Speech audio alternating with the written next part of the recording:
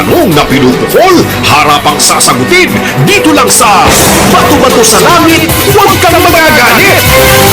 Okay, nagbabalik. Punta naman po natin itong DICT. Meron binabanggit sa ilalim ni Secretary Nasa ng DICT na merong major increase sa paggamit ng internet. Digital report po siya doon sa Tell the People Televised Improvements Digital Activity Services. Sa ilalim ni Presidente Rodrigo Roa Duterte mula nung ito'y maging presidente. Patuloy daw po paglilingkod, pagtatrabaho nito in cooperation doon sa mga ibang telco companies, Basis and Conversion and Development Authority para marating at masunod yung pong marching orders ni Presidente na magbigay kay libre, suitable, and reliable maasang internet service for all Filipinos, sabi ni Secretary Gregorio Nasan.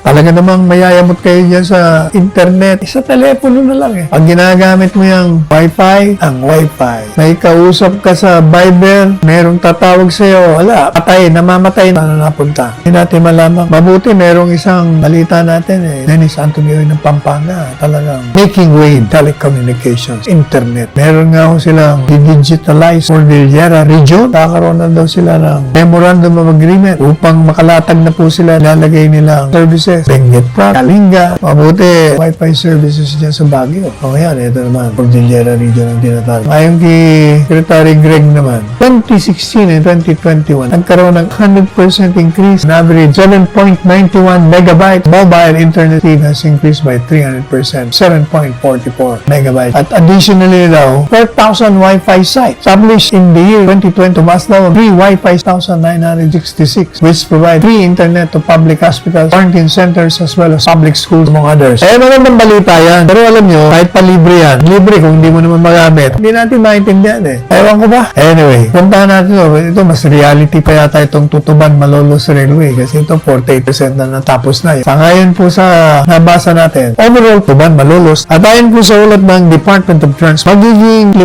minuto 35 biyahe ninyong mula sa Malolos, Bulacan para sa kasalukuyang 1 oras at kalahati. At yung pong 37.6 km commuter railway na ito na may 10 na inaasang makakapagserbisyo sa 300 na pasahero kada araw. General Guillermo Eliazar, binangga niya ang mga sindikato, dinisiplina ang mga bugok at abusado sa mga kriminal at terorista. Inilaban niya tayo dahil ang laban nyo, laban ko. General Guillermo Eliazar sa 2022.